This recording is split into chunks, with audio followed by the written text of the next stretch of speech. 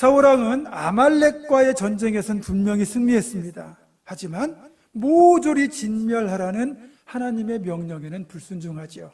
아말렉 왕 아각을 죽이지 않고 사로잡아서 끌고 왔고, 또 아말렉의 가축 중에서 살찌고 좋은 것들은 제사를 드린다는 명분으로 죄다 끌고 왔습니다.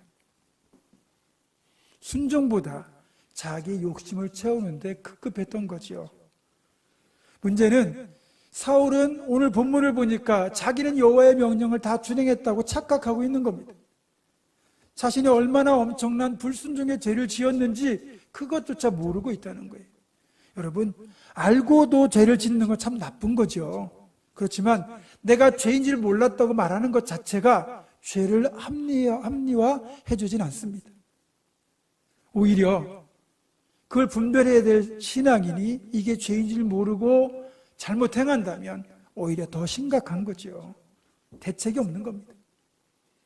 이렇게 자신이 지금 하나님 앞에 엄청난 죄를 지었다는 사실도 모르고 사울은 밤새도록 승리에 들떠가지고 축제를 즐기고 있었고, 그 시간에 사무엘은 이 사실을 알고 근심하여 온 밤을 여호와께 부르짖었다, 그렇게 말하고 있습니다. 한 사람은 죄를 짓고 한 사람은 그를 위해 기도하고 있는 모습이 대비되고 있어요. 이런 경우가 의외로 많은 것 같습니다. 공동체 생활을 하다 보면 누군가는 문제를 일으키고 어떤 사람은 그걸 해결하려고 애를 쓰고, 또 누군가는 갈등을 만들고 또 누군가는 그 갈등을 풀기 위하여 노력합니다. 여러분은 어떤 사람이 되기를 원하십니까? 문제를 일으키고 갈등을 일으키고 또 죄를 짓기도 하고, 그래서 누군가가 기도하게 만드는 사람이 되시겠습니까? 아니면 문제를 해결하고 갈등을 해결하고 또 기도해주는 사람이 되시겠습니까? 이왕이면 우리 모두는 선한 해결자, 중보의 기도자가 되기를 주님의 이름으로 축원합니다. 그런데 지금 불순종의 죄를 지은 것에 더하여 사울왕이 더 한심한 건, 사무엘이 자신을 위하여 간절하게 기도하고 있는 그 시간에 갈멜에다가 자기의 승리를 기념하는 기념비를 세우는데 정신이 팔려 있었다는 겁니다. 15장 12절입니다. 사무엘이 사울을 만나려고 아침에 일찍 일어났더니 어떤 사람이 사무엘에게 말하 이르되 사울이 갈멜에 이르러 자기를 위하여 기념비를 세우고 발길을 눌려 길갈로 내려갔다 하는지라. 지금 사울이 갈멜에 세운 기념비는 하나님의 영광을 드러내기 위한 기념비가 아닙니다. 자신의 승리를 기념하는 기념비예요. 기념비는 종종 세워졌습니다. 가장 가까운 예를 보면 사무엘이 이스라엘의 사사가 되어 첫 번째 치른 미스바의 전쟁, 그때 하나님의 도우심으로 이스라엘 군대가 블레셋 군대를 크게 물리치죠. 그때 그 승리를 기념하여 사무엘이 큰 돌을 가져다가 미스바와 센 사이에 세워놓고 그 기념비의 이름을 에베네셀, 도움의 돌, 즉 하나님께서 여기까지 도우셨다, 그렇게 명명하죠. 여러분, 사람들이 그 에베네셀, 그 기념비, 그 기념돌을 볼 때마다 어떤 생각을 하겠습니까? 아, 하나님이 우리를 도우셔서 우리가 블레셋과의 전쟁에서 승리하셨구나, 그러면서 당연히 여기까지 도우신 하나님의 도우심을 떠올리게 됩니다. 하지만 갈멜에 사울이 세운 기념비를 볼 때 사람들은 어떻게 생각하겠습니까? 사울이 그렇게 이스라엘 군대를 잘 이끌어서 아말렉을 물리쳤고 진멸했구나 라고 생각하면서 사울이 전쟁의 승리자라고 생각하지 않겠습니까? 그건 세상 왕들이 하는 일입니다. 역사를 보면 세상의 왕들이나 그 유명한 정복자들은 자신이 전쟁에 승리하고 그 지역을 정복한 것을 기념하는 전승비를 세워가지고 자신의 이름을 드러내고자 했습니다. 똑같이 사울도 지금 자신의 이름을 드러낼 승리의 기념비, 승전비를 지금 세우고 있는 거예요. 철저히 자신의 영광, 하나님의 영광이 아니라 자신의 영광을 드러낼 기념비를 세우고 있는 거예요. 그러면 사울은 하나님의 명령에 불순종한 죄까지, 죄를 지은 것에도 모자라가지고 이제는 하나님의 영광을 가로채는 죄까지 더 심각한 죄를 저지르고 있는 겁니다. 여러분, 우리 하나님은요, 우상숭배를 무척 싫어하시거든요. 그 이유가 뭐냐? 여러분, 하나님이 받으실 그 창조주의 영광, 그 찬양과 경배를 헛된 우상, 거기에다가 바치기 때문에 그렇게 싫어하시는 거예요. 이사야 42장 8절입니다. 나는 여호와이니 이는 내 이름이라. 나는 내 영광을 다른 자에게, 내 찬송을 우상에게 주지 아니하리라. 어느 누구도, 헛된 우상도 하나님이 받으실 영광이나 찬송을 가져갈 수는 없다는 겁니다. 그렇기 때문에 우리는 의도했든 의도하지 않았든 하나님의 영광을 가로채지 않도록 조심해야 돼요. 이렇게 사울이 아예 의도적으로 자신의 이름을 드러내려고 기념비를 세우는, 그래서 하나님의 영광을 가로채는 것도 큰 문제지만, 내가 의도하지 않았는데 나도 모르게 하나님의 영광을 가로채는 일도 우리는 조심해야 됩니다. 적어도 우리가 깨어있는, 의식 있는 신앙인이라면 그렇게 의도치 않은 죄를 짓지 않으려고도 애를 써야 되는 거예요. 우리는 의도적으로는 죄를 지으려고 안 해요. 그렇지만 의도치 않게 우리의 말과 행동, 그것이 하나님의 영광을 가리거나 하나님의 영광, 하나님의 이름을 그렇게 더럽히지 않도록 우리는 늘 조심해야 되는 거예요. 사도행전 12장을 보면 21절에서 23절에 이렇게 기록하고 있습니다. 헤롯이 나를 택하여 왕복을 입고 단상에 앉아 백성에게 연설하니 백성들이 크게 부르되 이것은 신의 소리요 사람의 소리가 아니라 하거늘 헤롯이 영광을 하나님께로 돌리지 아니하므로 주의 사자가 고치니 벌레에게 먹혀 죽으리라. 헤롯에게 잘 보이려고 그날 헤롯 앞에 모였던 백성들이 헤롯이 연설을 하니까 이건 신의, 사람의 소리가 아니라 신의 소리라고 막 헤롯에게 막 칭송을 보내는 거예요. 헤롯이 의도한 게 아닙니다. 백성들이 자발적으로 자신들의 이기적인 목적을 위하여 아부하려고 헤롯을 그렇게 칭송한 거예요. 그냥 헤롯은 가만히 있었을 뿐입니다. 그런데 이것이 하나님의 영광을 가로챈 죄가 돼가지고 벌레에게 먹혀 바로 죽게 되는 끔찍한 징계를 받게 됩니다. 헤롯에게는 잘못이 없어 보였지만 사실은 하나님이 계셔야 될 그 자리, 하나님이 받으셔야 될 영광의 그 자리를 차지하고 있었던 겁니다. 그래서 의도하지 않았다 하지만 방관하거나 아니면 의도치 않게 하나님의 영광을 가로채는 일을 우리는 무척 조심해야 돼요. 그렇기 때문에 우리가 행하는 선한 일조차도, 좋은 일조차도 그것이 하나님의 영광을 가리지 않도록 은밀하게 행해야 되는 이유가 여기에 있는 겁니다. 만약에 우리가 선한 일을 행하는데 그걸 은밀하게 행하지 않으면 사람들은 그것을 보고 우리를 칭찬하고 하나님을, 어떻게 보면 하나님의 영광을 드러내지 않게 되죠. 하나님께서 받으실 영광을 우리가 선한 일을 함으로써 내가 차지하는, 결국은 죄가 되는 거죠. 그래서 하나님의 영광을 가로챌 수도 있기 때문에 조심해야 되는 겁니다. 마태복음 6장 2절과 4절을 보면 주님이 이런 말씀을 하세요. 그러므로 구제할 때 외식하는 자가 사람에게서 영광을 받으려고 해당과 거리에서 하는 것 같이 너희 앞에 나팔을 불지 말라. 진실로 너희에게 이르노니 그들은 자기 상을 이미 받았느니라. 너는 구제할 때 오른손이 하는 것을 왼손이 모르게 하여 네 구제함을 은밀하게 하라. 은밀한 중에 보시는 너희 아버지께서 갚으시리라. 그 당시, 예수님 당시에 부자들은 길거리에 나가서 나팔을 불었어요. 그러면 사람들은 이게 구제 나팔이구나 하는 걸 알아요.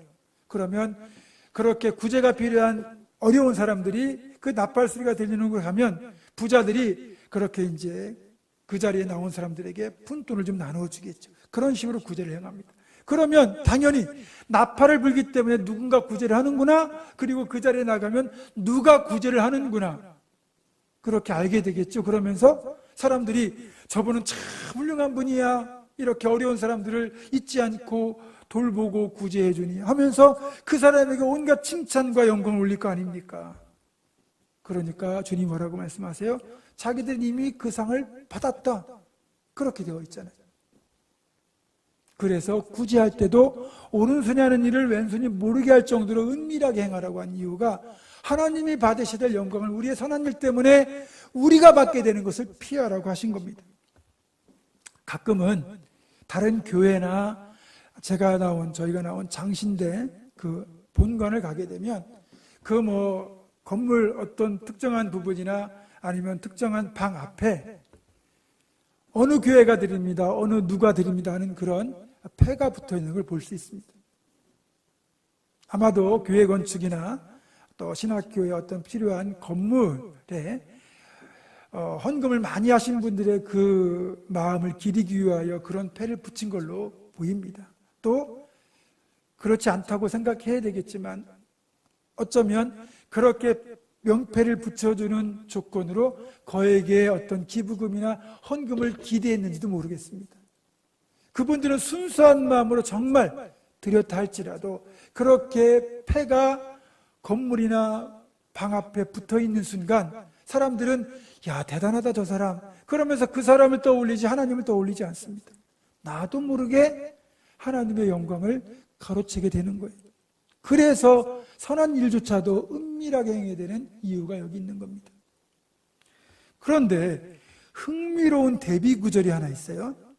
이 마태복음 6장 2절에 4절 구제에 대한 이야기 하시기 전에 5장에 가면 16절에 이렇게 말씀하고 있거든요. 이같이 너희 빛이 사람 앞에 비치게 하여 그들로 너희 착한 행실을 보고 하늘에 계신 너희 아버지께 영광을 돌리게 하라, 이렇게 말씀하시거든요. 그러니까 너희 빛, 이게 선한 행실이겠죠. 그러니까 선한 행실, 사람 앞에 빛을 비치게 하여 사람들이 너희 착한 행실을 보고, 이렇게 나오잖아요. 사람들에게 보여주라는 것처럼 말씀하잖아요. 주님은 조금 뒤에서는 은밀하게 하라고, 모르게 하라고 하시더니 또 이 앞부분에서는 사람들이 보라고 하신다니, 도대체 이게 서로 충돌하는 거 아니냐. 여러분, 분명히 그런 생각이 들 수 있습니다. 그런데 중요한 건 앞에 구절이나 뒤에 구절이나 영광을 받으셔야 될 대상이 누구냐, 그걸 보면 대답이 나오지요. 왜냐하면 착한 행실을 보고 하나님께 영광을 돌리게 하라고 말씀하신 거고, 은밀히 행해야 하나님이 영광 받으신다고 말씀하잖아요. 결국 이 두 구절에서 진정 영광을 받아야 할 존재가 누구냐? 하나님이라는 거죠. 그러니까 우리가 드러나는 행동이든 드러나지 않는 행동이든 최종적인 영광의 종착점은 우리 하나님이 되셔야 된다. 이게 결론인 겁니다. 오래전 같은 마을에 유대인 부자와 그리고 구두수선공이 살았습니다. 이 부자 유대인은 남을 돕는 데는 돈 한 푼도 낸 적이 없는 구두쇠였기 때문에 사람들은 그 사람의 이름보다 구두쇠라는 별명으로 그를 불렀습니다. 자기 집 문간에 거린이 찾아오면 얼굴만 내밀고는 내가 어떤 사람인지 모르느냐고 소리치고 문을 꽝 닫아버렸습니다. 반면에 이 구두수선공은 가난하지만 자기 집을 찾아오는 어려운 이들을 결코 외면한 적이 없습니다. 그의 집 문을 두드렸다가 빈손으로 돌아간 사람이 없었어요. 그러던 어느 날 부자 구두쇠가 먼저 죽었습니다. 마을 촌장은 마을 공동묘지 잘 보이지 않는 한 구석에 부자를 매장하기로 마음을 먹었고요. 그래서 장례를 치르는데 아무도 장례 행렬에 따라오는 이가 없었습니다. 그리고 며칠이 지났습니다. 마을에 이상한 소문이 돌기 시작하는 거예요. 더 이상 구두수선공이 사람들을 돕지 않는다는 소문이었습니다. 촌장이 너무 놀래가지고 이 구두수선공을 찾아갔습니다. 마을에 이런 소문이 들던데 이게 어떻게 된 일입니까? 그러자 구두수선공이 더듬거리며 이렇게 대답했습니다. 사실은 여러 해 전에 우리가 구두쇠라고 부르던 그 부자 유대인이 저에게 많은 돈을 주면서 그걸 가난한 이들과 자선단체에 전달해 달라고 부탁을 해왔습니다. 그러면서 자기가 죽을 때까지 아무에게도 이 사실을 알리지 말아달라, 그렇게 저에게 약속을 요구했습니다. 저는 그러겠다고 약속했고 그 뒤로 그 부자는 매달 은밀하게 와서 저에게 일정에게 돈을 주고 갔습니다. 덕분에 저는 돈 한 푼 쓰지도 않고 인신 좋은 사람으로 행세했습니다. 이상한 건 사람들이 가난한 구두수선공인 내가 어떻게 그런 돈이 있는지 묻지 않았습니다. 생각해 보세요. 나같이 가난한 구두수선공이 여러 해 동안 그렇게 큰 돈을 어떻게 내놓을 수 있겠습니까? 구두쇠로 불렸던 이 부자 유대인이야말로 진정 오른손이 하는 일을 왼손이 모르게 행했던 사람이고, 그걸 통하여 자기가 영광을 받지 않고 하나님께 영광이 돌아가도록 만들었던 사람인 거죠. 어찌 보면 이 부자처럼 오직 영광은 하나님께로 돌아가도록, 나는 없어지고 하나님만 드러나도록 행하는 사람이 진정 겸손한 신앙인, 하나님이 기뻐하시는 사람인 것입니다. 여러분, 우리의 모든 행함이 하나님의 영광을 위하여 집중될 수 있기를 주님의 이름으로 축원합니다. 그리고 여러분, 하나님께 영광을 돌리려면 거창한 방식을 써야 된다고 우리가 생각할 수 있는데, 그래서 많은 헌신이나 또 희생이나 어떤 또 내가 대단한 위치까지 출세해가지고 그렇게 하나님께 영광을 돌려야 된다, 그런 생각할 수 있지만, 하나님께 영광을 돌릴 수 있는 가장 쉬운 방법이 하나 있습니다. 그게 뭔지 아십니까? 바로 아멘입니다. 여러분, 고린도후서 1장 19절과 20절 말씀을 같이 읽어보겠습니다. 시작. 하나님의 아들 예수 그리스도는 예하고 아니라 함이 되지 아니하셨으니 그에게는 예만 되었느니라. 하나님의 약속은 얼마든지 그리스도 안에서 예가 되니 그런즉 그로 말미암아 우리가 아멘하여 하나님께 영광을 돌리게 되느니라. 아멘. 아멘으로 하나님께 영광을 돌린다고 분명히 말씀하고 있죠. 그러니까 아멘 잘하는 분이 하나님께 영광을 잘 돌리는 분입니다. 아멘에 인색하시거나 아멘하고 소리를 내는 걸 부끄러워하는 분들이 계세요. 수줍어서 부끄러워하는 분들이 계신데, 여러분, 이건 인색하거나 부끄러워할 사안이 아닙니다. 저도 젊은 시절에는 아멘을 잘 못했는데 하나님의 말씀을 알고 깊이 묵상하면 할수록 아멘이 나올 수밖에 없었어요. 왜냐하면 강단에 선포된 하나님의 말씀이 구구절구 옳잖아요. 그러니까 맞습니다 하나님, 그렇습니다 하나님 하는 게 바로 아멘이거든요. 게다가 찬양을 부를 때 찬양의 고백이 너무너무 구구절절 내 마음에 와닿아요. 사랑의 하나님, 여기까지 나를 돌보신 하나님, 그런 가사가 나오면 나도 모르게 그 가사가 내 고백이 되어서 아멘, 주님 그렇습니다, 그렇게 아멘 하거든요. 그래서 나는 찬양으로 하나님께 영광 돌리는 동시에 아멘함으로써 또 영광을 돌리게 되는 거예요. 그러니까 여러분, 아멘, 이건 찬송 우리가 목청껏 힘껏 불러서 하나님을 기쁘시게 하는 것처럼 하나님께 입으로 또한 영광을 돌리는 겁니다. 아멘 잘하시는 우리가 되기를 주님의 이름으로 부탁합니다. 모처럼 아멘이 커졌습니다. 사실 우리의 삶은 어느 특정 영역이나 어떤 일을 통해서 하나님의 영광을 드러내는 게 아니라 우리 삶 전체를 통하여 하나님께 영광을 올려드리는 삶이 되어야 됩니다. 다시 말하면 먹든지 마시든지 무엇을 하든지 다 하나님의 영광을 위하여 하라는 고린도전서 10장 31절의 말씀처럼 먹는 거나 마시는 것은 지극히 일상적인 일이고, 그리고 내가 세상 가운데 맡은 일, 그 무엇을 하든지 다 하나님의 영광을 위하여 우리는 살아가는 존재라는 거죠. 여러분, 그래서 여러분이 맡기신 일을 통해서 하나님께 영광을 돌려야 됩니다. 여러분이 봉제 공장을 운영해요. 근데 여러분에게 맡긴 물건은 하자없이 틀림없이 나와요. 저 사람에게 맡기면 틀림없다. 알고 보니까 크리스천이에요. 역시 예수 믿는 사람들은 다르다. 좋은 의미로 해서 하나님께 영광이 돌려지게 해야지. 우리가 하는 일을 통해서 그래, 예수 믿는 사람이 저래 이렇게 만들면 하나님의 영광을 가리는 거잖아요. 그러니까 우리의 모든 시간, 모든 영역, 모든 사역이 다 하나님의 영광을 위한 삶이 되어야 하는 겁니다.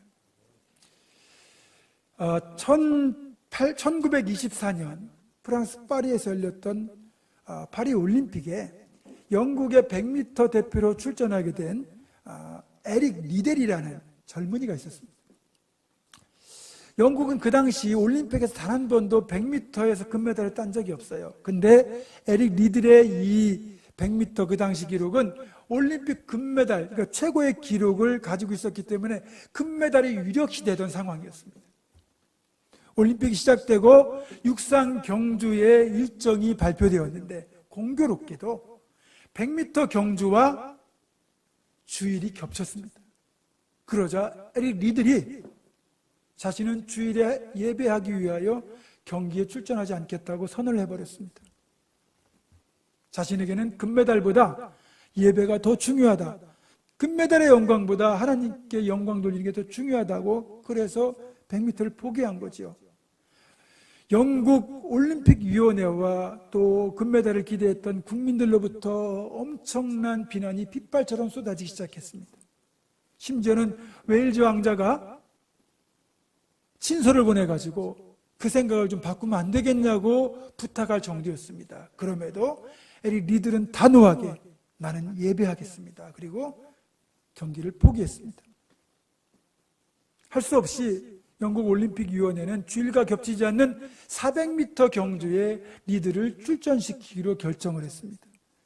그 당시 미국의 선수가 가장 최고 기록을 갖고 있었고 에릭 리들의 기록은 400m에서 한참 이 사람에게 못 미쳤기 때문에 별 기대도 없었습니다. 근데 놀랍게도 에릭 리들은 400m 경기에서 47초 6이라는 세계 신기록을 세우면서 금메달을 목에 걸었습니다. 사람들의 비난은 금세 찬사로 바뀌었겠죠.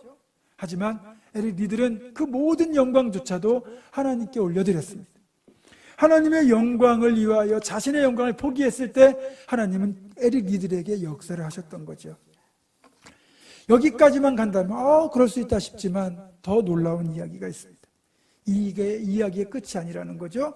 올림픽에서 금메달을 딴 뒤에 일주일 뒤에 에릭은 그가 다니고 있던 에든버러 대학 졸업식장에서 졸업 축하를 하며 그의 진로를 묻는 기자들에게 이렇게 대답을 했다고 합니다. 저는 이제 중국으로 가서 선교를 할 겁니다. 그곳에 있는 젊은이들에게 복음을 전하겠습니다. 당신은 중국이 그 아편전쟁과 의화단의 난이라는 그 사건으로 인해 가지고 아주 시끄러울 때였기 때문에 거기에 외국인이 가는 건 무척 위험한 일이었습니다. 그럼에도 그는 금메달리스트에게 주어지는 모든 특권을 포기하고 중국으로 들어갔습니다. 에릭이 중국에 들어간 지 얼마 지나지 않아 가지고 일본군이 중국에 진주하면서 결국 중국 편이었던 이 선교사들도 다 체포됐고 에릭 리들도 일본군에게 체포되어 수용소에 갇히고 말았습니다. 그러나 에릭 리들은 낙심하지 않았습니다.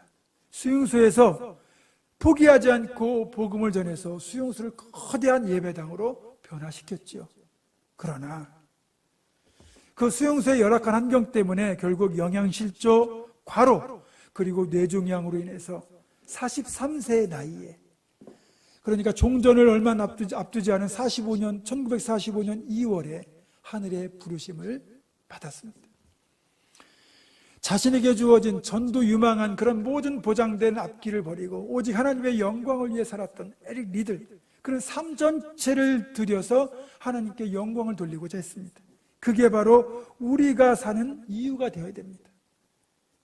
우리의 존재 이유, 우리가 사는 목적을 신앙적인 언어로 표현하자면 오늘 설교 제목처럼 솔리 데오 글로리아, 솔리 오직 데오 하나님 글로리와 영광, 즉 오직 하나님께 영광이라는 한 문장으로 정리할 수 있습니다.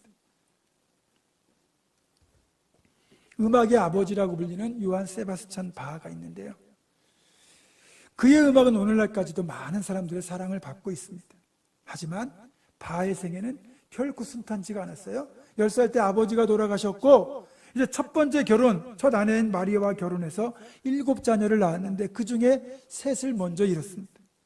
또 외국 연주여행을 다니고서 와보니까 아내가 먼저 또 세상을 떠났어요. 그래서 시간이 지나서 안나 막달레나라는 또 여성과 결혼을 해서 13명의 자녀를 낳았는데 그 중에 또 7을 잃었습니다.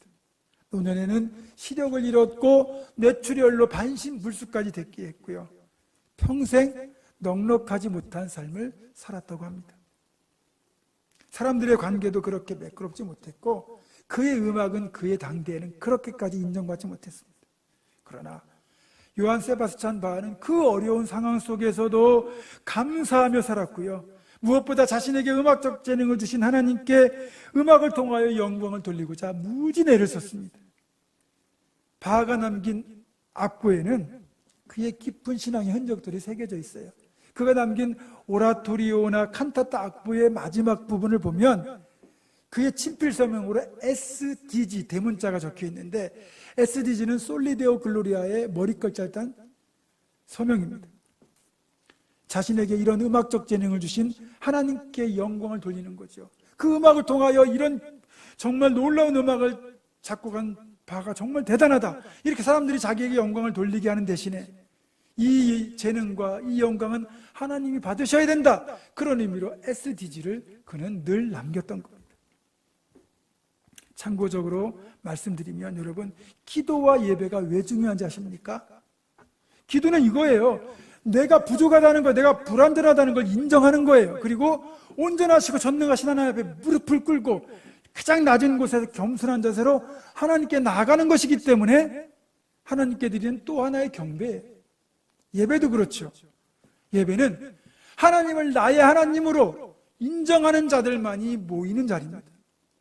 그렇기 때문에 나의 창조주신 하나님을 인정하고 나와서 우리가 드릴 수 있는 모든 행위를 통해 하나님께 경배하며 영광을 올려드리는 것이고, 예배가 끝나고 집으로 돌아가면서 또 세상 속에서 한 주간을 하나님의 영광을 위해 살겠다는 결단과 함께 돌아가기 때문에 예배야말로 하나님을 지극히 높이는, 하나님께 영광을 돌리는 행위인 것입니다.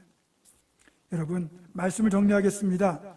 우리 장로교 교리문답, 예전에 소유리문답이라고 되어 있었는데 그 첫 번째 질문이 이겁니다. 성경은 사람의 제일 되는 첫 번째 목적을 무엇이라 가르칩니까? 그 대답은 이렇습니다. 같이 읽겠습니다. 넘겨주세요. 시작. 성경은 사람의 제일 되는 목적을 하나님을 영화롭게 하고 그를 영원토록 즐거워하는 것이라 합니다. 우리의 제일 되는 목적이 하나님께 영광을 돌리는 것이랍니다.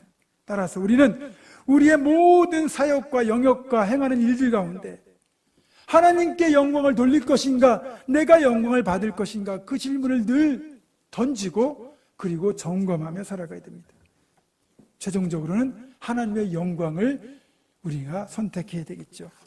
솔리데오 글로리아, 오직 하나님의 영광을 위해 살아가야 될 우리 신앙인들은 그래서 어떤 일을 행하든지 내가 아니라 하나님이 하십니다.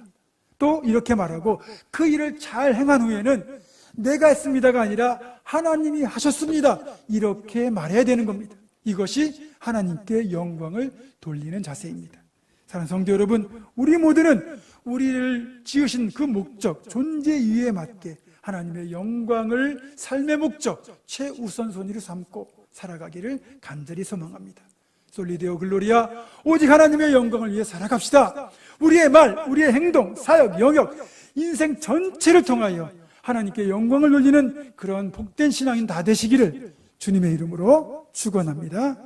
기도하겠습니다.